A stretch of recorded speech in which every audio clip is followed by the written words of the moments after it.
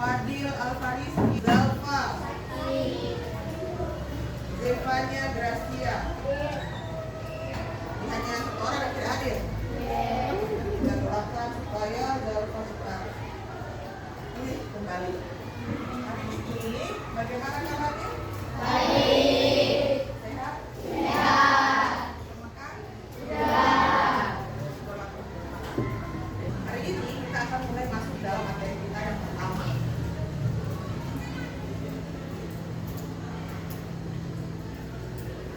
Ya, mungkin kamu familiar dengan kata berpikir komputasional yang Ibu bilang di depan ini. Nah, Ibu sebutkan. Sudah mungkin dapat di pelajaran matematika. Jadi pada dasarnya coding dan kecerdasan artifisial dan informatika itu mirip tapi tak sama. Jadi nanti apa miripnya, apa yang tidak samanya nanti seiring orang bertemu kamu akan tahu, oh ternyata ada mirip-miripnya, ada juga beda-bedanya. Nah, apa itu sebenarnya berpikir komputasional? Kalau kamu selalu pernah dapat di informatika berarti harusnya tahu apa itu berpikir komputasional. Ada yang bisa? Kalau Ibu tanya, berpikir dia dulu. Berpikir itu biasa pakai apa? Pakai otak. Jadi proses berpikir. Nah, sekarang ada proses berpikir komputasional namanya. Apa proses berpikir komputasional itu?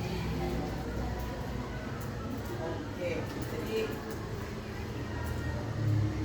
Hana ya? Ya Hana. Hana bilang berpikir macam komputer Ibu. Sekarang orang saya tahu apa betul atau tidak. Nah, diharapkan dalam pembelajaran pertemuan kita kali ini kamu mencapai ini, menerapkan pengelolaan data, pemecahan masalah sederhana dalam kehidupan masyarakat secara sistematis dan menuliskan sebuah instruksi.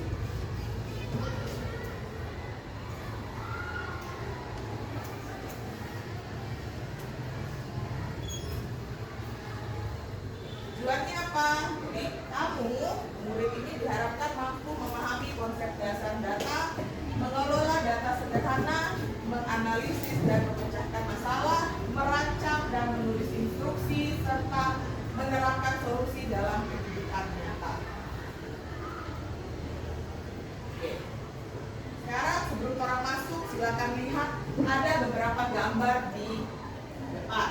Nah, ditanya, masalah mana yang pernah kalian alami? Ibu, yang pertama itu apa? Nah, ini pertama ini mungkin yang perempuan. Ada yang suka masak di sini? Ada. Aku cuma suka makan. Dia suka masak. Oke, kalau yang suka masak, misalnya saya suka mau buat sesuatu, bagaimana cara buatnya? Sesederhana goreng telur. Goreng telur yang enak itu bagaimana? Pasti banyak bertanya-tanya kalau khususnya yang suka masak. Mungkin ada laki-laki yang suka masak, dia suka makan telur goreng. Gimana cara buat telur goreng ya? Atau pemandangan seperti ini pernah lihat di sekitar rumahku? Pemandangan apa itu? Ya, sampah. Nah, bisa ada banyak sampah di lingkungan ya. Ya, buang sampah sembarangan. Ada pelakunya di sini? Ada. Atau tidak? Semua buang sampah pada tempatnya di sini? Ya. Selanjutnya ini. Itu bukan cewek cantik ya. Dia lagi pusing cari buku. Tapi ini pernah ke perpustakaan? Mungkin bingung kok kalau saya mau cari buku. Gimana mau cari buku ini ya? Saya mau cari buku bacaan ini. Gimana carinya ya? Jadi permasalahan sulit mencari buku di perpustakaan misalnya atau ke Gramedia. Sulit mencari buku yang orang mau. Yang terakhir, nah ini tidak kelihatan jelas ya fotonya, itu permasalahan misalnya jam istirahat. Kalau kamu ke kantin, masalah apa yang kamu temui? Ya, padat, susah bergerak karena banyak orang, antri, makanannya sok habis padahal kamu belum datang dan lain sebagainya. Nah, masalah-masalah yang Ibu sebutkan tadi, dari kamu susah mau masak, tidak tahu resepnya, kemudian pusing dan kenapa ini sampah banyak jadi sarang nyamuk, jadi sarang tikus, kemudian cari buku susah kalau pergi ke perpustakaan, atau mungkin yang sering kamu hadapi setiap hari. Kalau pergi ke kantin berdesak-desakan. Pemecahan masalah ini bisa kamu selesaikan melalui berpikir komputasional. Jadi apa itu berpikir komputasional? Di berpikir komputasional itu, siapa bisa bantu ibu baca? Dalam berpikir untuk memecahkan suatu masalah dengan pendekatan logis dan cermat. Ya, berpikir komputasional itu adalah cara berpikir untuk memecahkan suatu masalah dengan pendekatan logis dan sistematis. Logis itu pakai logika. Kemudian sistematis itu apa? Sistematis itu apa? Secara bagus, terstruktur, bertahap, itu namanya sistematis.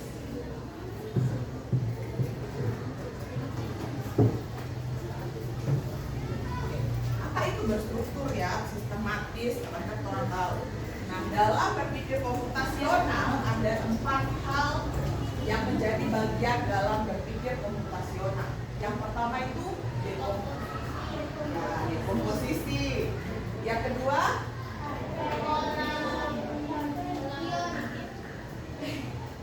pattern recognition. Kalau dalam bahasa Indonesia itu pengenalan pola.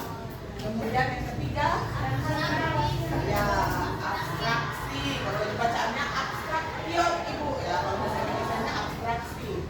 Kemudian yang terakhir, algoritma. Pertama, kita akan paham dulu apa itu dekomposisi.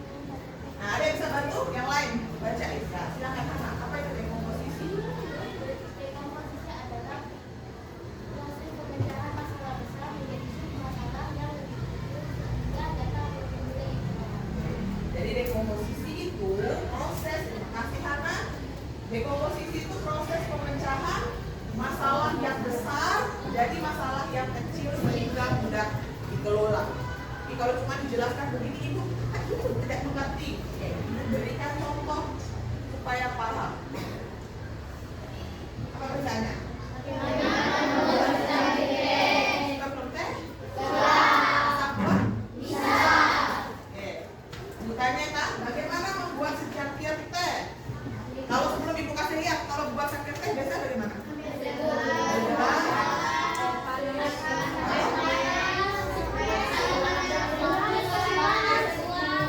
Satu orang dulu supaya ibu jelaskan ya, apa mau?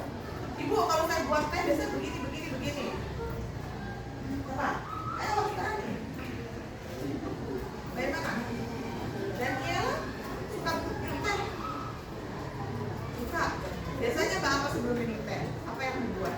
Air panas. Ya, boleh ambil gelas bikin air panas.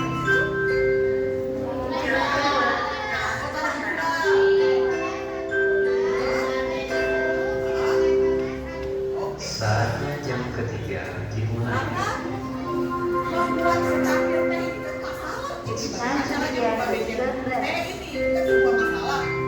Seperti tadi pengertian dekomposisi memecahkan masalah yang besar jadi kecil. Sekarang supaya tahu buat secangkir teh, orang kecil kan dia.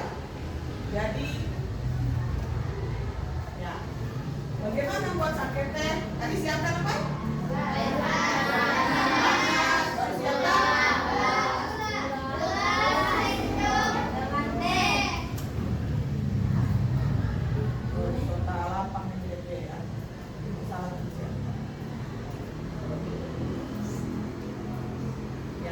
Dekomposisi itu ini bagaimana supaya jadi ini. Nah, orang pecah dulu, siapkan bahan-bahan ini untuk buat teh. Jadi ada gelasnya, air panas beken, ada apa? Gula. Kalau sendok fungsinya untuk apa? Jadi itu dekomposisi. Jadi kalau ada masalah besar dipecah dulu. Kalau saya mau buat teh berarti saya harus siapkan ini dulu. Yang kecil-kecil ini supaya jadi satu teh yang enak. Setelah dekomposisi, kita akan belajar tentang pengenalan pola. Siapa bisa bantu ibu baca apa itu pengenalan pola? Ya, Rizky, silakan. Tujuan untuk menemukan metadata yang dapat memberikan informasi berharga dengan cara mengelompokkan data, pembersihan data, dan verifikasi data. Jadi pengenalan pola. Di sini ada gambar. Gambar apa ini?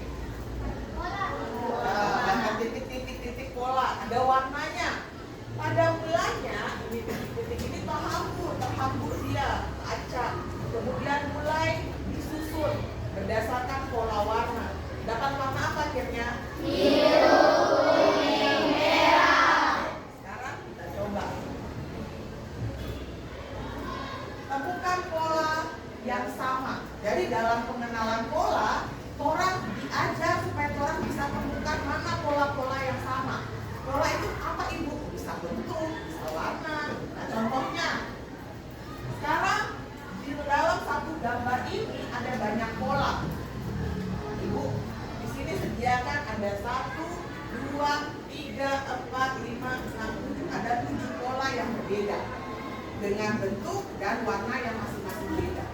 Sekarang kalau ibu tanya pola pertama ini, gambar ini kira-kira ada berapa? 7. Ada? 7. 7. Oke, yakin? Kalau yang kedua ini gambar ada? 2. Oke. Selanjutnya lingkarannya. Ada?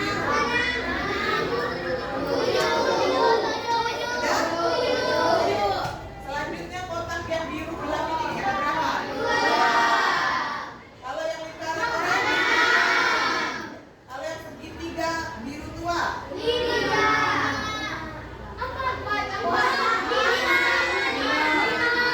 Yang biru tua bukan biru muda ada berapa?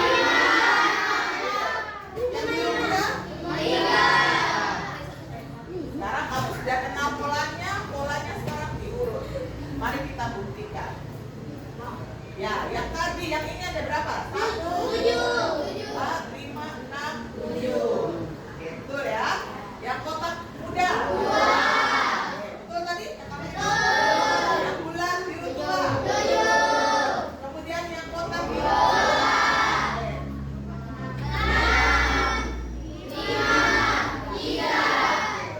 Itu namanya pengenalan pola. Jadi dia dikumpul dengan pola-pola yang sama baru diurut. Itu namanya pengenalan pola. Selanjutnya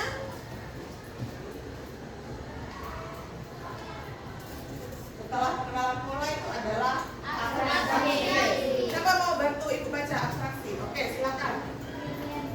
Menanyakan informasi yang berfokus pada data penting dan mengabaikan data yang tidak relevan. Oke, jadi orang harus fokus kalau ada data, orang fokus sama data yang penting saja. Data yang penting atau tidak relevan tidak dipakai. Nah, ini contohnya gambar. Ada gambar, ada gambar. Nah, kalau orang mau cari kesamaan gambar-gambar ini, ya sama-sama tersusun di atas. Sekarang supaya lebih paham apa itu abstraksi, ibu akan berikan contoh. Jadi perhatikan, ada gambar apa di situ? Buah. Oke, buah apa?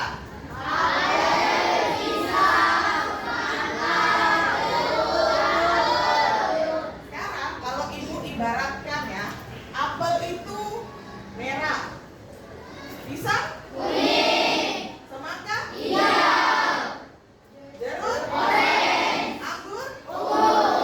Kalau sekarang data yang diminta adalah ungu, hijau, kuning. Gambar apa di sini harusnya?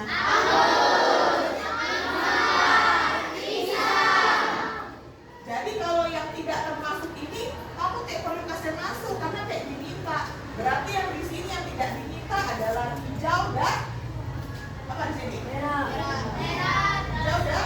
dan orange dan merah. Oke. Jadi itu maksudnya abstraksi, data yang tidak diminta, yang tidak relevan tidak usah dipakai. Selanjutnya kalau ini hijau apa? Oke. Kalau ini?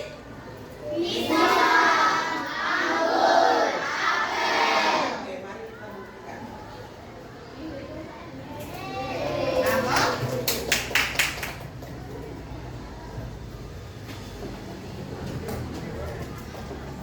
Oke, yang terakhir adalah algoritma. Siapa bisa bantu ibu baca? Algoritma, silakan. Bukan langkah-langkah logis dan visi dengan jelas dan terancam untuk mencapai tujuan tertentu. Oke, jadi algoritma itu, terima kasih sudah bantu ibu. Algoritma itu adalah langkah-langkah logis dan terdefinisi dengan jelas yang dirancang untuk mencapai tujuan tertentu. Jadi tahap demi tahap. Untuk paham tahap demi tahap itu, kita akan nonton sebuah video. Silakan saksikan video yang akan ibu tayangkan.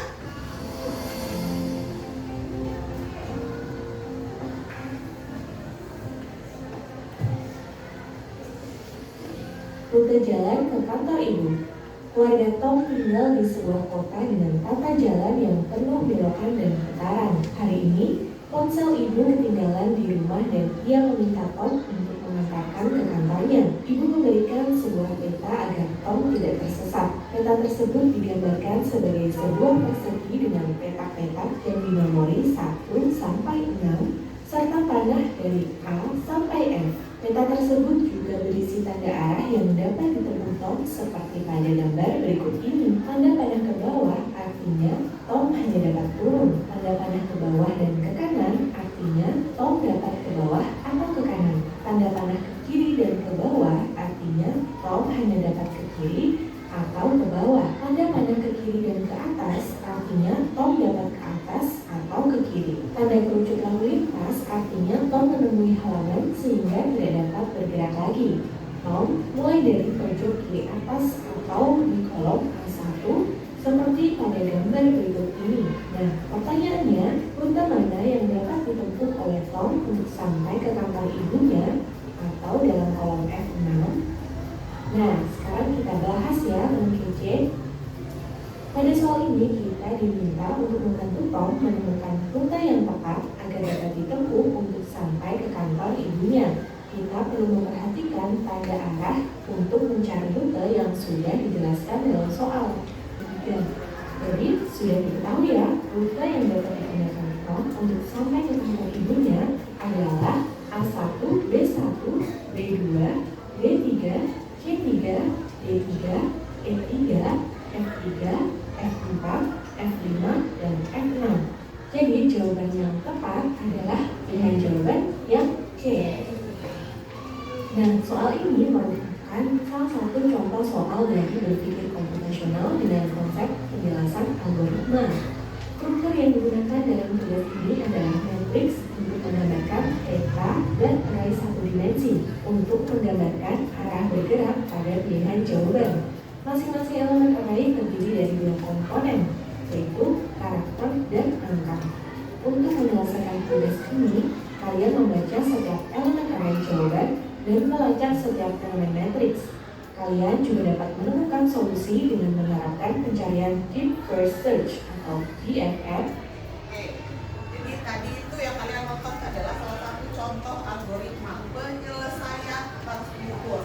Kayak tadi si Tom mau cari kantor ibunya karena HP-nya tertinggal.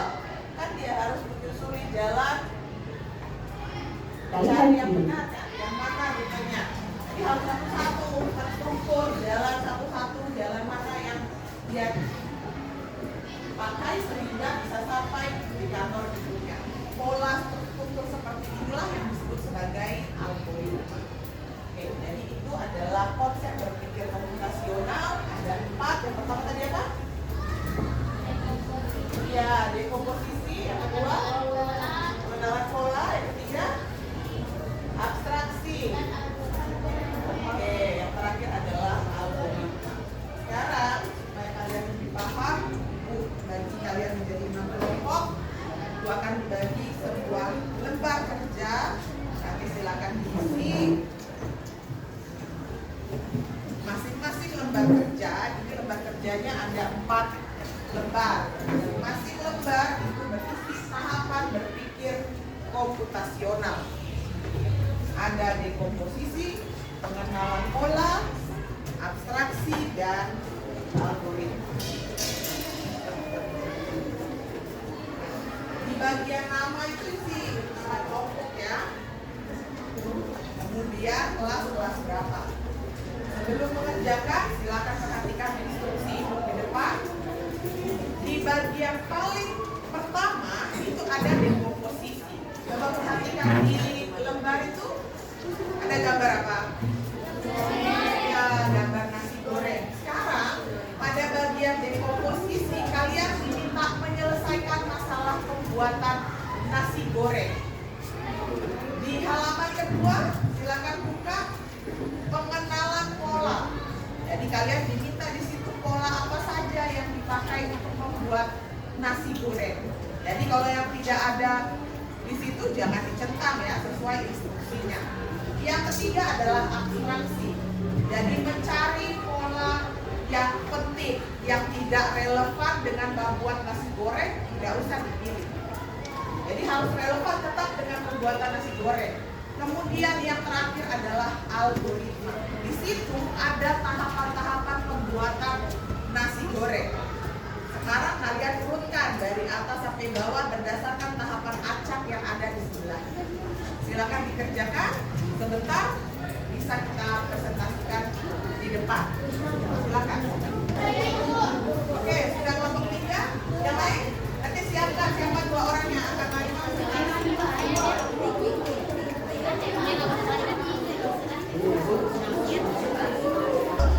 Sudah selesai. Nanti siapa kelompok mana duluan yang mau presentasi? Oke, silakan kelompok 1. 2 orang ya, 2 orang saja.